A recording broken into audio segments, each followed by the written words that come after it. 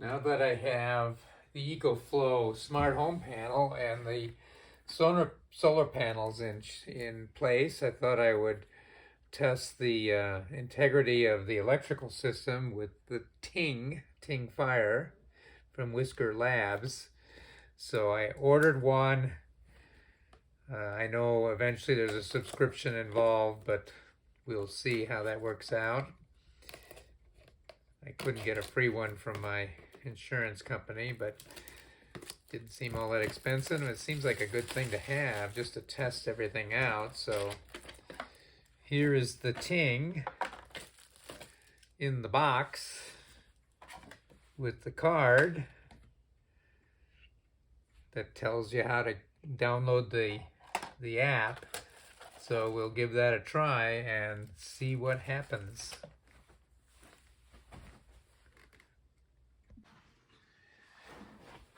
So what the quick start says is grab your smartphone, have your Wi-Fi network password handy to authenticate and connect the sensor, download the Ting sensor app to your smartphone, flip over to find out how, blah, blah, blah. Important thing is Bluetooth running, because Bluetooth is how the two connect initially until you start the setup process on the app, and don't plug it in until it tells you to, because initially it's doing a bunch of stuff, and then it'll say plug it in, and it'll go through asking you your what Wi-Fi network to connect to and what password. So I did all that, and then I plugged the thing in, and the next thing you know, I'm getting looks like this. So you can see it has my name as the residence, and then it shows the house with all the little blue and of course I don't have a two-story house, so it's just guessing there and showing the power network. And then it shows here the voltage, low and high. Now you figure something between 110 and about 125 is pretty normal. Right now it's showing it's sitting at 121, and that's from the grid. Now let me show you, there's a real-time bar down here, so I'm going to switch it to that. And now you're going to start to see the fluctuation of the voltage from the grid. And then something called hi-fi, which I guess is how Ting finds arc problems, something arcing, and that's the stuff that can flare up and cause fires.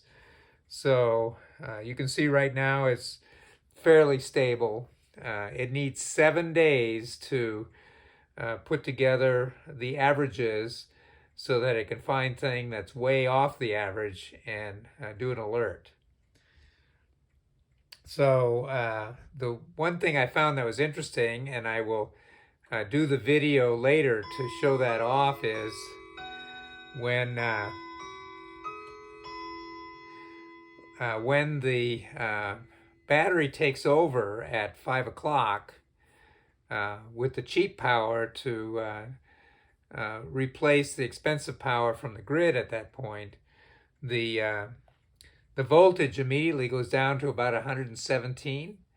Now it's still well within specs, but it's just curious that it doesn't provide a 120 volt output from the EcoFlow Delta Pro. And I'm not worried about it. Everything seems to run just fine.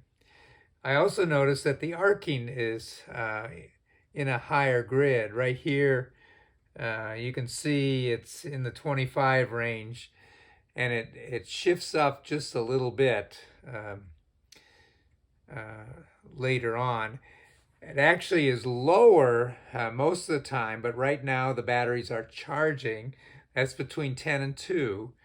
And because of that, we get a little bit more of this arcing stuff. So somebody who knows more than me about AC, alternating current, can maybe put something down in comments about that. But again, I'm not worried. It seems to be well within specs. So I will show some things off as I go. You can see I've got it plugged in now, and you just leave it. And you leave it for long periods of time so it can monitor stuff. Now, the other thing I wanted to mention is that modern houses now have arc switches in them. The circuit breakers have an arc on-off safety switch, just like the ground fault interrupt. And you have both on some of the new circuit breakers.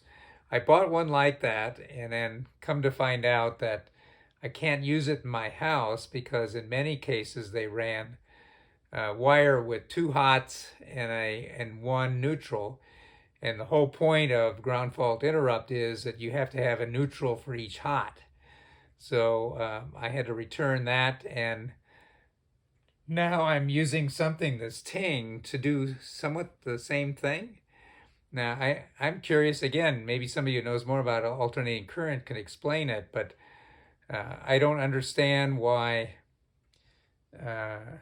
if the arc on-off switch on the circuit breaker detects a problem, how in the world are you going to find that problem if it just flips off? You'll know it's there, but now you got to get a electrician in the loop to bring their gear out and look for it. So hopefully the Ting will do that for me, and that'll be kind of interesting. So I'm learning as I go, and feedback would be great. So put your comments below. Thank you. So I wanted to add a couple of things when I reviewed the video.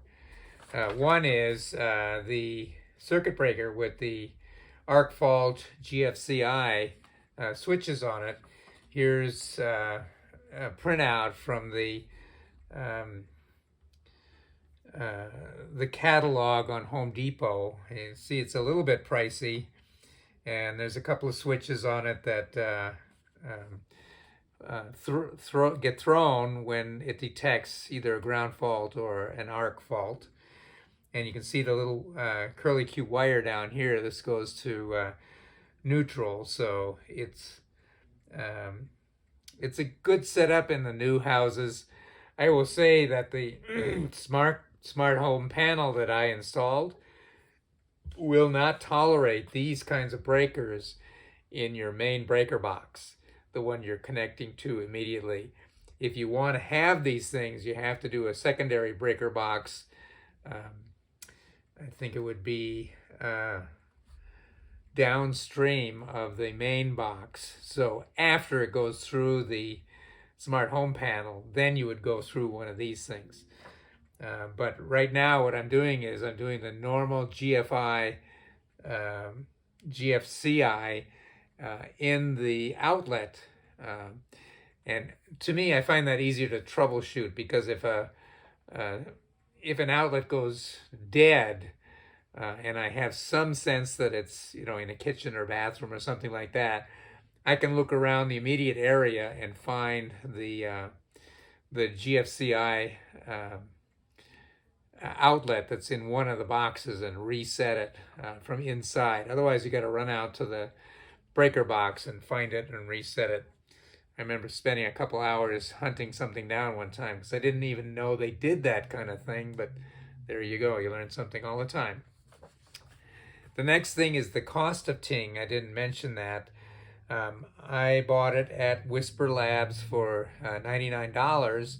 That includes the first year of monitoring. From then on, it's $49 a year. Personally, I don't think that's all that much, because, I mean, think about the alternatives. Kind of like home insurance. You buy it because you don't want to have to use it, but it's nice when you have it. So it's sort of an insurance thing. You're looking for problems before they happen and burn your house down. So I thought it was well worth it, and we'll see how it goes as I go forward. I'll do some updates.